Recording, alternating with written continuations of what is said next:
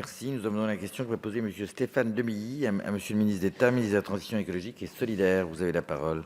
Merci, Monsieur le Président. Madame la Ministre, l'arrêté du 8 octobre 2018 fixant les règles générales de détention d'animaux d'espèces non domestiques établit les nouvelles règles de détention des animaux de la faune sauvage, faune non domestique détenue en captivité. Un collectif d'associations expertes de la protection de la biodiversité dont le travail est largement respecté, je pense à One Voice, Sea Shepherd France, Le Biome ou encore Centre Altenas, associations impliquées dans la lutte contre le trafic de la faune sauvage, tirent régulièrement la sonnette d'alarme depuis de longs mois sur les conséquences de cette nouvelle réglementation et tentent en vain de sensibiliser le gouvernement. Ils ont d'ailleurs contesté cet arrêté devant le Conseil d'État. Désormais, de nombreuses espèces très rares, représentées dans la nature parfois par quelques dizaines d'individus, pourraient être détenues sur simple télédéclaration au prétexte de simplification administrative. Pour certaines d'entre elles, il n'existe aucun cheptel captif. Ces nouvelles règles risquent ainsi de créer un appel d'air et de relancer le marché de l'animal exotique à l'origine du trafic, qui est la deuxième cause d'érosion de la biodiversité.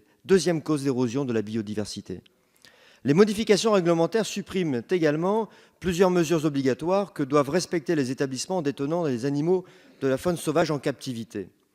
D'après ces associations, cette modification rendrait les contrôles impossibles et favoriserait le blanchiment d'animaux illégalement détenus, blanchiment qui est depuis une dizaine d'années le nouveau visage du trafic de la faune sauvage en Europe. Enfin, cette nouvelle réglementation ne respecte pas le principe de non-régression édicté à l'article 2 de la récente loi pour la reconquête de la biodiversité et n'est pas compatible avec les engagements internationaux pris par notre pays. Madame la ministre, de nombreuses affaires ont mis en évidence dernièrement que la France était l'un des principaux pays consommateurs, entre guillemets, d'espèces issues du trafic. Il me semble donc impératif que vous receviez rapidement et personnellement ces associations, et ce, une fois de plus, sans tarder, afin d'écouter leurs arguments en qualité d'experts et passionnés. Elles ne cessent de solliciter un entretien auprès du ministère depuis de nombreuses années, et ce, sans succès. Pouvez-vous nous préciser si vous êtes prêt à accéder à cette requête et détailler les corrections que vous envisagez d'apporter à cet arrêté afin de le mettre en cohérence avec l'impérieuse exigence de protection de la biodiversité? Merci. Madame la ministre, vous avez la parole.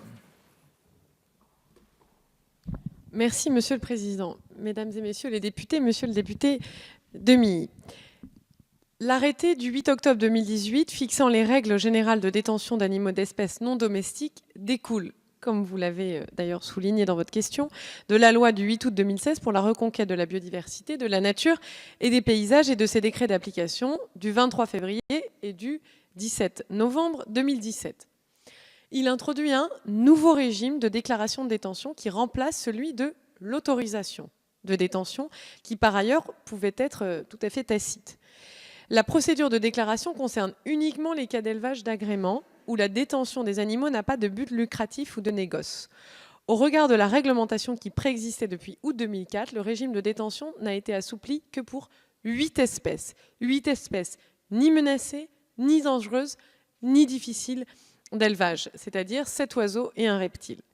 La détention d'animaux de la majorité des espèces protégées et des espèces les plus menacées visées par la Convention sur le commerce international des espèces de faune sauvage menacées d'extinction, CITES, demeure réservée à des établissements qui disposent d'une autorisation préfectorale d'ouverture. Ça ne peut pas donc se faire comme ça n'importe comment.